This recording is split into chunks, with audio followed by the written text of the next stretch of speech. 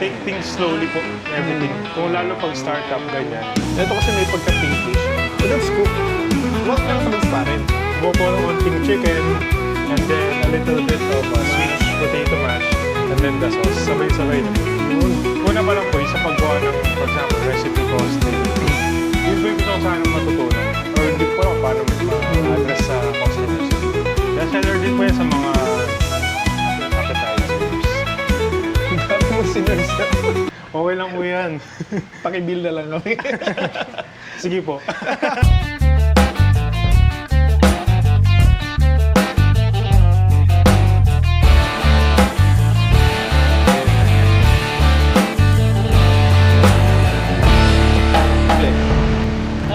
Naka-excel ka ba ng ano? Naka-excel. Ayun pala, meron ka naman pa. Kasi maganda kasi pagka meron ka in and out ng ano, na naka-excel, tapos comparable siya in a monthly, comparable siya ng annually, or last 3 years, last 4 years, last 5 years, pag umabot ka na dun sa taon na yun. Ang kagandaan, ang daling makita, i-compare yung January mo ngayon to January last year. Okay, parang ganun pala ang, makikita mo yun yung trend. January, medyo slow down. February, pipick up na naman. Into summer, pipick up na naman. Pasok. Anyway, kami, prayer namin, walang lean season. Pero makikita mo talaga doon sa records mo kung paano yung graph ng yung takbo ng sales mo. At the same time, makikita mo yung expenses mo. Saan ka, lumaki yung kuryente, lumaki yung itong karne, lumaki yung ganyan, no? Babangga mo yun sa sales, ba't lumaki yung karne? Lumaki yung karne, pero ba't maliit yung revenue? Baka may nag-uwi ng karne. hindi ka naman mag-isip ng pangit. Pero may ano ka, meron kang basihan ng magiging takbo mo. Pagka naka-record ka to the detail. Ako, may ganun ako eh. Lahat, yung kay Rani, meron din ako doon. Para, tas sasabihin ko sa kanya, pag na-input ko na lahat yon, ano ka, lumaki yung ganito mo, tapos, ang daming expenses sa gulay, ang daming expenses sa ganyan, tapos binabangga mo sa sales, mako-call out mo. Masasabi mo, ikaw, may manager ka ba dito? Ako lang po talaga. Ikaw din talaga. So, yun po yung inaano ko. Parang, una pa lang po, sa paggawa ng, for example, recipe costing. Yun po yung gusto ko sana matutunan. Or hindi ko po alam paano ma-address sa customers. Siyempre po, sa price point ko po siguro, hindi naman po sa pricey side. Medyo mid to high, I think. So, parang yun po talaga. Dapat po ma-envision nyo na yung mga future na magiging ano. For example, yan po. Nakita ko po yung graph ko po the first year and half of the year po. So, parang nakita po, same naman po yung sales. Pero the problem is, tumataas yung expenses. Outflow. For example po, siguro sa sahod din, tumataas. Pero yung price po, hindi mo agad siya pwede kasing taasan eh. Kasi baka maano po sila na, may nagtaas dito yung dito. Laging sa dami ng pumapasok ng cost ng guest. Kasi, di ba, balance sheet yan. Merong inflow, merong outflow. Inflow, yan yung mga revenue, yung sales mo. Yung outflow naman, yun yung kumbaga sa lalagyan, yan yung butas eh. Diyan tumatapon yung ano mo eh. Pag malaki yan, kailangan mong liitan yun ang dapat mong kontrolin eh. Hindi mo makontrol masyado yung sales kasi consistent. Alam mo, puno ka naman lagi. So, very limited na yung margin to do more revenue. Pero ano ang kailangan mong control? Yung lumalabas. Expenses. Doon ka magko-control, kasi pagka naging relax ka sa ganon, hindi mo na napapansin, lumilite yung napupunta sa wastage. Yung ano mo, yung ako sa barko kasi ako ang ako in charge sa schedule, ako in charge sa provision, sa stocking ng restaurant. Ako lahat gumagawa nun. Hindi lang isang outlet yun, lahat buong barko yun. Ako yung magpe-place ng order. Kasi ang doon, kambusa. Inventory ka sa taas, doon sa mismong restaurant. Ang provision master nasa baba. Ako gumagawa noon. Tapos, once or twice a week lang pwedeng mag-release ng stocks. Parang ano din eh, parang nasa ano ka rin, nasa land ka rin eh. Ngayon, sobrang higpit nila doon. So, pag kinulang ka, ang hirap talaga mag-release ng ano. Ngayon, kung makokontrol mo yung dami ng nagagamit, mami-minimize mo talaga yung ano.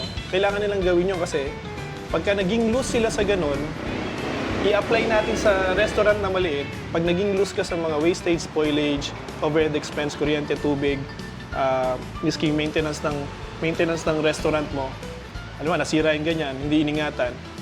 That's a dish, papagawa mo yan, paparepair mo yan, so may repair cost yan. Diba? Pagka nagkulang sa maintenance, that will translate to maintenance cost. Bakit? Kasi kailangan mo pa-repair. Hindi na, ito dapat na napunasan man lang to hanggang sa nasira na lang, hindi na ano. O ito, matagal na palang gumagalaw yung isang upuan dito, hindi man lang naiayos. Ang nangyari, mas lalo lumala yung sira. Papaayos mo na ngayon. Or, much worse, bibili ka ng bago. Yun yung mga bagay na minsan na-neglect natin eh. Nakafocus tayo sa sales, revenue, yung pala may butas tayo. Tama. May butas tayo na area na hindi natin matapalan na, alam mo yun yung kailangang balanse. Siguro yun din po yung gusto kong matutunan sa mga gusto mag-start siguro ng business. Yun po yung tutukan. Since yun, napanood ko po yung video nyo, yung about sa yung mga wastage ganyan, lesson. Very informative po and nag-agree po ako dun sa mga sinabi. So yun, nag-apply din po dito sa resto, sa cafe. Which is parang from the start po talaga, wala kami masyadong spoilage. Kasi po pag may spoilage po dito, naka-record din po eh. So, meron po yun, may sheet po kami pero onting-onti lang po talaga. So, yun, sa mga starting po, pili ko po, yun yung pinaka-tutukan una pa lang para sa mga mas startups. malesen yung expenses po. Halimbawa, sir, ikaw, ano yung masasabi mo kasi bata mo eh, sa edad na ganyan, na gusto rin magkaroon ng cafe na ganito, ano yung advice mo sa kanila na tingin mo makakatulong sa kanila? First of all, siguro yung knowledge din. Before mag-start, hindi porket nasa uso, go niya na. Yun nga, sabi namin sa mga business, kailangan try mo agad. Pero hindi naman basta-basta, try mo na, may idea ka. Huwag ganun. Kumbaga, aralin mo muna din yung back-end. For example, yung ano ba yung business na tatayo mo? For example, cafe. So mag-invest ka sa mga learning. For example, kahit mga short courses lang, try to invest in mga short courses para may idea ka or background paano mag-start up. For example, yan, dati wala naman akong idea on how to start a cafe or how to make a coffee. So nag-invest lang din ng onte sa mga trainings, ganyan. Para may idea ako na hindi, alam ko yung sinaserve, hindi lang basta-basta. Kasi iba nagmamadali, no? Parang fad. Pero parang may fad eh. Parang, nauso yung mango overload. Lahat nag-mango overload na.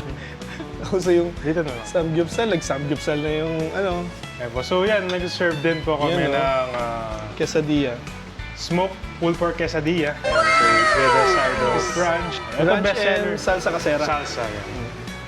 Bestseller din po yan sa mga, sa mga appetizers. Ang dami mo sinerve, sir. Okay lang po yan. Pakibill na lang kami. Sige po. Hindi nga totoo. Hindi kasi sa mga pinupuntahan ko. Miski yung, nasa biyahe ako, tapos, dito yung restaurant ni ganyan. Kumakain kami, babayad kami, tapos late na nila malalaman na dumaan kami. Alam mo, ilang araw na. Tsaka ko lang isesend yung picture. Kasi minsan pag nagsesend ako ng picture dati, sir, dito kami sa restaurant mo. Ayaw kayong pagbayarin. So ginagawa ko, right after na, mga 2-3 days na, tsaka ko isesend. Oo. Kasi nga, syempre tulong na rin sa kasi alam ko, iba kasi alam mo yung hirap ng pagpapatakbo ng negosyo eh. Diba? Pero wala akong problema since isa naging mentor. Ito naging maliit na bagay, no? Actually, gusto ko lang po siyempre try niyo po yung Iba natin. Yan habang mainit po, try niyo po para Ito, salsa. Yan. Oo.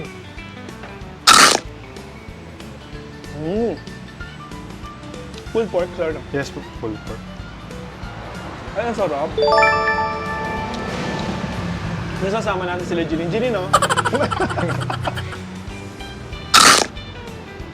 Ang sarap ng ano mo. Yung rub mo, same ng rub no, ano? Opo, sige. Sarap. Mas nag-add lang po ng salt.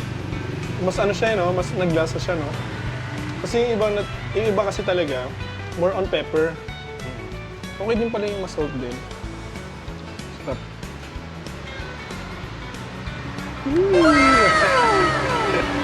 Ayaw kumain sa na kagana, baka nakakaingit eh. Kain tayo, ano? Sige Sir, po, kahit po. Masarap, masarap. Ay, hindi greasy yung ano. Hindi mo siya inano sa grease, no? Di ba kasi greasy, di ba? Ayan, sige, eto po.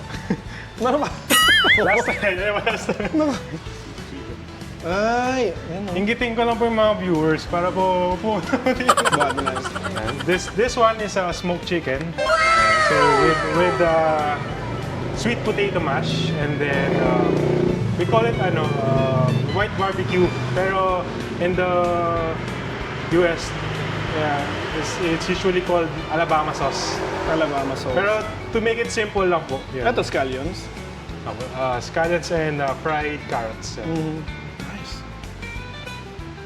Ginawa lang po namin white barbecue sauce para medyo medyo maging ano Tapos lang. Alabama Mas sauce madali. din yung on the side mo na sauce. Tapos yun lang. Para mas maging Interview lang, madali. naging mukbang to nga. Naging mukbang. Excited ako sa chicken. Kasi ang dalang nung nagsaserve ng chicken eh. Kasi so- nga, ang takot nila, ang dilemma nila is masabihan sila na hilaw. Kaya ang dalang nung nagsaserve ng Siguro chicken. dapat po standard yun sabihin, baka nahiya lang. Pero yun po, pag sinerve yan, usually, yan, ini-inform po namin yung customers na if they see like a reddish part sa inside of the chicken, yun nga po, it's part Yan, of the smoking process eh. That's cooked. No? Yung medyo pinkish na yun, hindi siya blood eh. No? That's cooked eh. Ayan, no? So kung may, kasi nasanay sa chicken ng Filipino na inihaw, na puti yung laman. Ito kasi may pagka-pinkish. But that's cooked. Huwag lang transparent. Kasi pagka-transparent, ibig sabihin, ano pa, hilaw pa talaga yun. So, ito Para po, patunay kainin ko, ang suggest ko po, sige, after po. Kinrate po kasi ito, parang wala lang, out of the idea po. Tinry ko po siya yung as is lang, so smoke lang po, smoked chicken. Pag lasang smoked chicken po, pero pag pinagsabay-sabay niyo po, yung na best, best part po. So, Okay. kumuha po ng onting chicken, and then a little bit of sweet Mash. potato mash, and then the sauce. Sabay-sabay niyo po yun. Yun. Makikita niyo po yung magical. Parang fusion. Yes po. Ano niya? Natin ng konting balat. Onting po, sauce. Tapos konting sauce.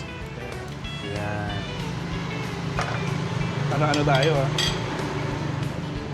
Sanay kasi tayo sa ano eh.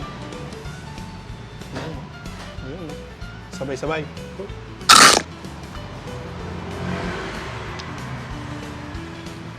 Sige, mamaya na natin today. Yan. Masarap. Medyo may pagka-crunch to. Ito parang milky. Tapos yung Alabama sauce. Ikaw rin gumawa ng Alabama sauce. Yes po. Lahat ito. Lahat po ng sauces namin actually sa homemade yan. Diyan po ginagawa. Tapos ang chicken, hindi pa siya ganun kalaki ang ano niya. Ang costing niya. Opo. Sorry, nasarapan ako. Sumubo ulit ako. Then nga, tapos, Approve kay Sir Alfred. tapos hindi pa siya mahirap hanapin tong ganitong Chicken. one more time.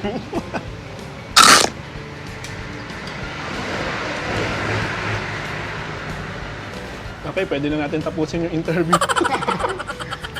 Hindi, panalo. Sarap.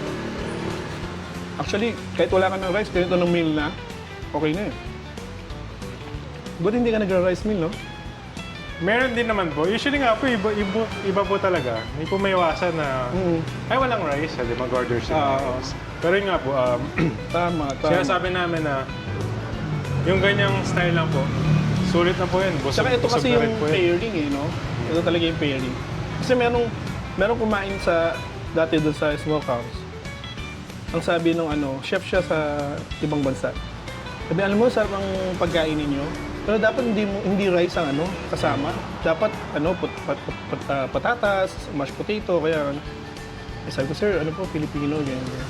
Pero mapapaisip ka din, oo nga, no? Bigyan mo sila ng option na matikman yung, hindi naman yung usual. So ito, panalo. Mag-chichicken na rin tayo. Mag-chichicken na rin tayo.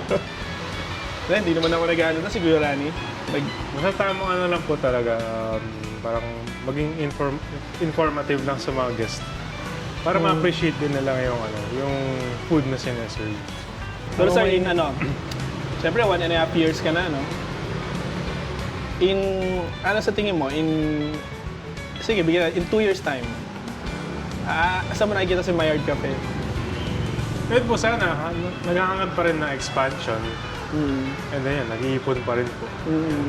Hindi rin po mawawala yun since nga po, kumbaga, nandun na po yung brand eh. So talagang mapapakilala na siguro sa ibang places.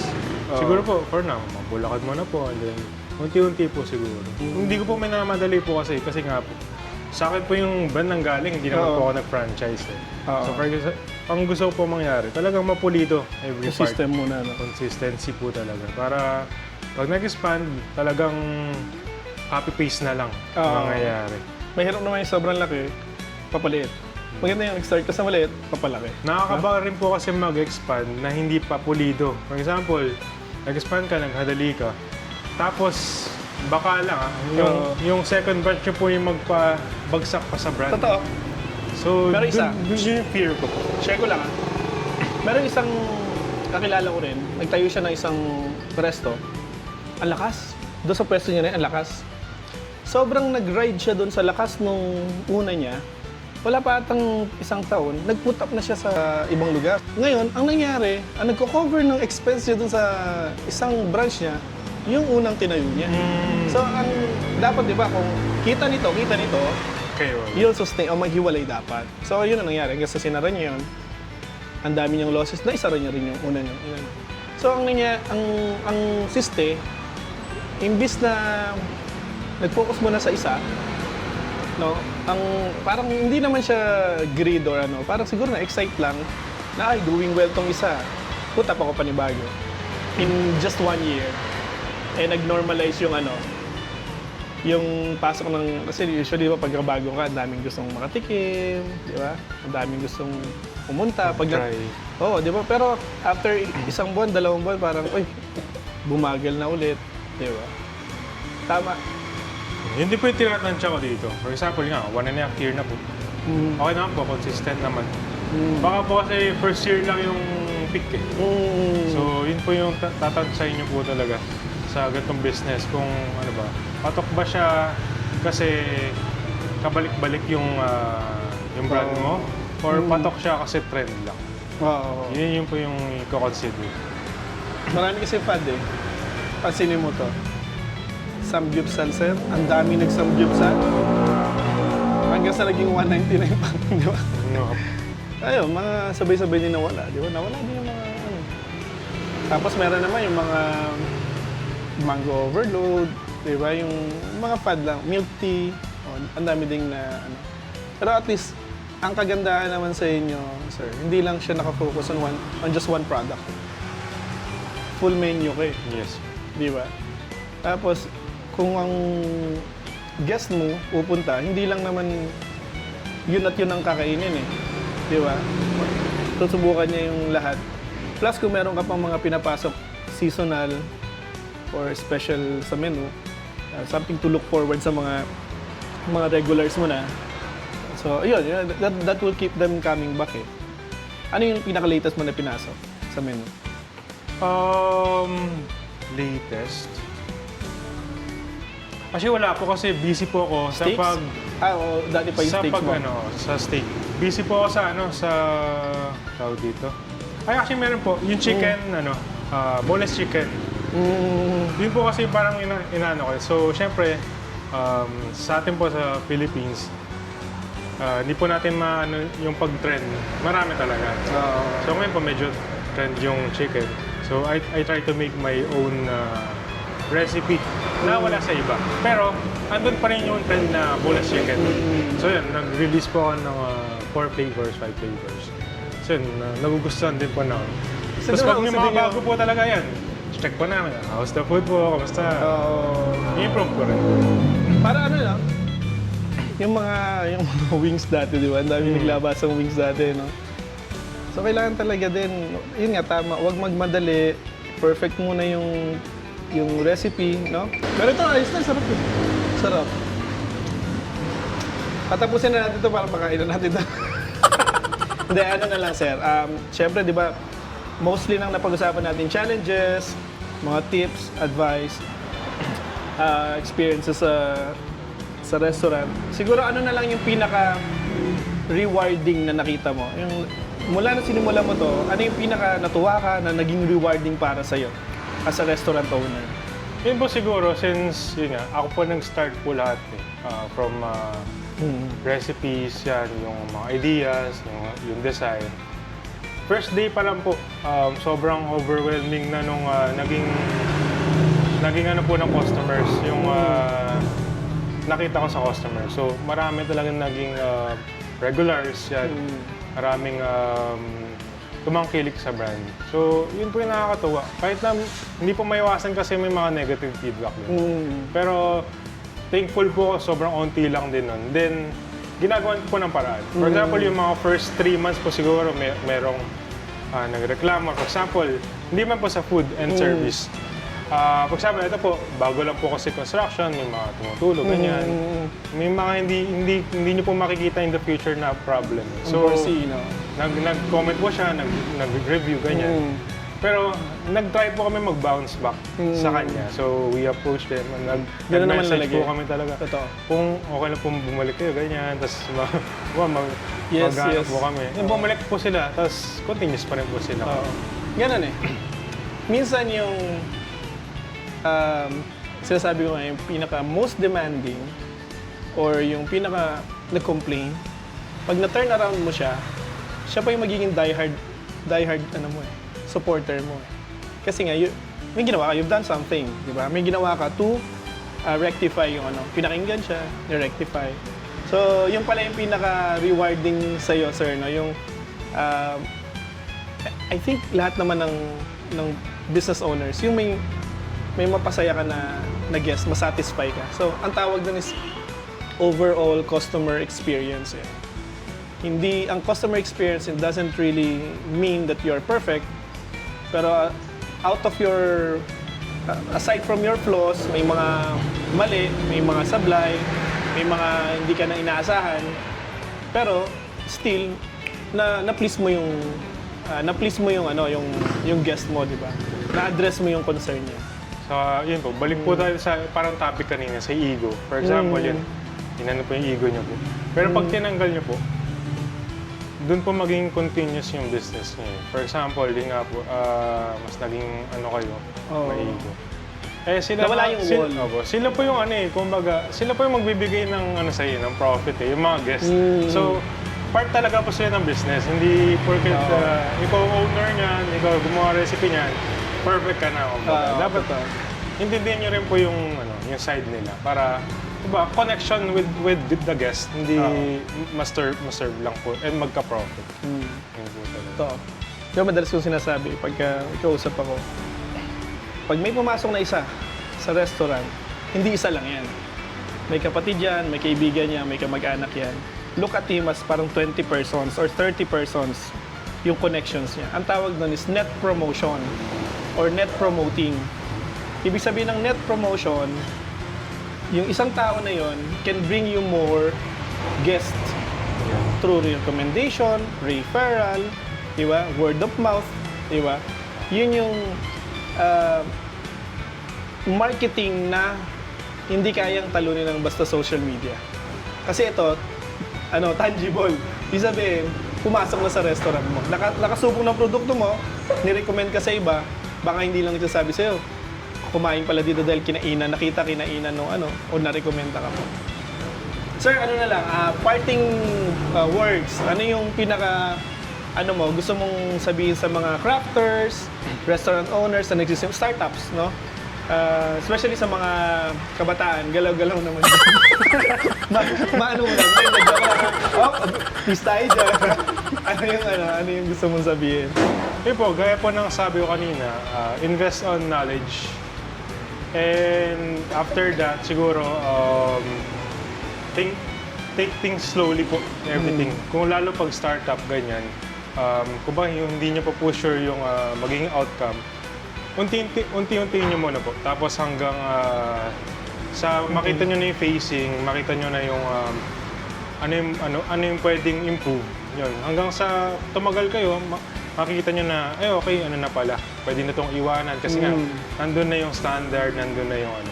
Tapos unti-unti na po siguro yun, na mas magiging successful po kayo. Yun. Sir, invite mo naman sila dito sa Maillard Cafe. Ayun po, so yan, ini-invite ko po kayo dito sa Maillard Cafe, located at Pausa Road. Malapit lang po sa Robinsons. So, mga tawid lang po kayo sa, sa Robinsons, makikita nyo na po. So, yan, White Cafe po, malapit lang po yan. Bisitahin nyo po. Thank you. Yun, sir, thank you very much. Thank you po, thank you. Salamat po sa pagpapaunlak at sa pagkain. Ang dami nito. Kaya, sayang. Thank you talaga, sir, kasi sobrang ano mo, kaya ka rin bine-bless kasi sobrang giver mo din. Di ba? Nagsishare ka na makakatulong sa ano, aside from sa pagkain na sobrang giver.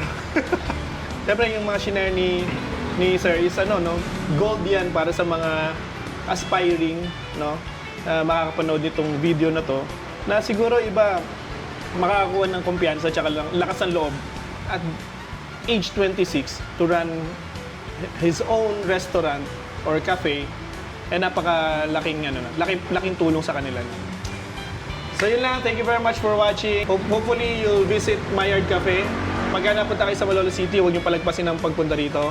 Kasi hindi siya regular na mga meals. Ito yung mga SMEs, maliliit na mga businesses na pag nag-prepare ng food, may kasamang puso, may passion, yung effort is unmatched, no? Kasi nga nakataya lahat ng kanila dito. Alright, so please support their socials, i-share nyo, at hopefully kung magpunta kayo dito, take a snap, no? Take videos, photos, share to your socials, invite nyo sila para yung mga katulad ni Chef Robert na ganito, matulungan natin, no? At sooner or later makita natin nagba-branch out. Alright? Maraming salamat. And smoke on.